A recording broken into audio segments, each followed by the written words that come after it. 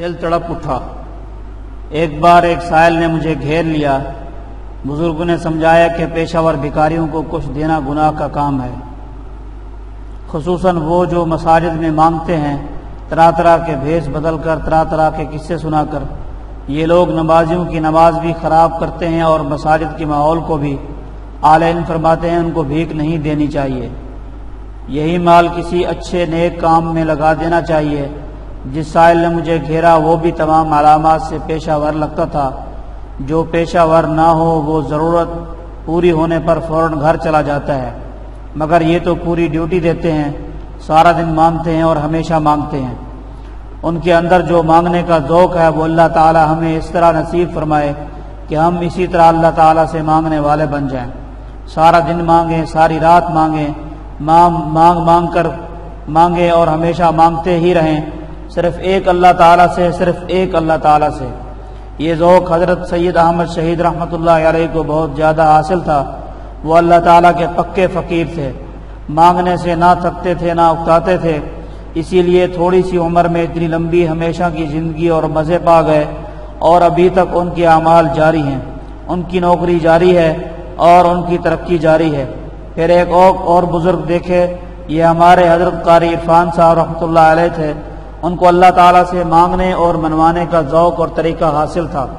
ہم لوگ تو بس 2-4 بار ہی مانگ کر تھک جاتے ہیں، مایوس ہونے لگتے ہیں اور طرح طرح کے وساوس میں پڑ جاتے ہیں، لیکن جن کو مانگنے کا مقام معلوم ہو جائے اور مانگنے کی لذت سے آشنا ہو جائیں، وہ ایک ہی دعا بغیر قبول ہوئے 80 سال تک روزانہ سینکڑوں بار مانگنے سے بھی نہیں تھکتے۔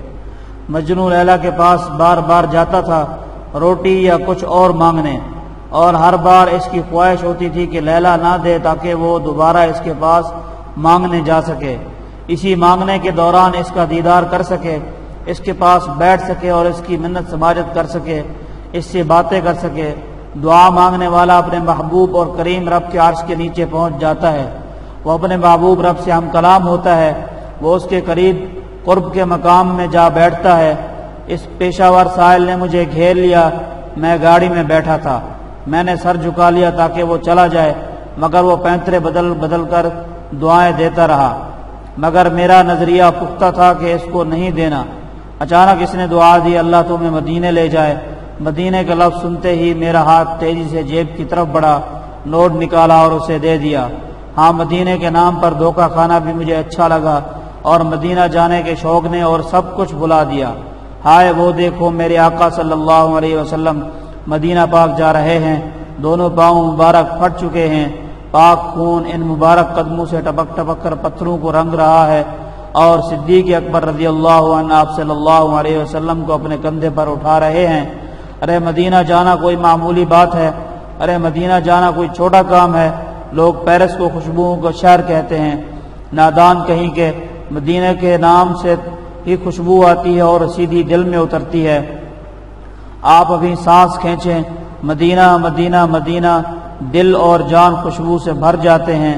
اللہ اللہ اللہ، کتنا پیارا نام ہے، مکہ مکہ مکہ، کتنا میٹھا نام ہے، مدینہ مدینہ مدینہ۔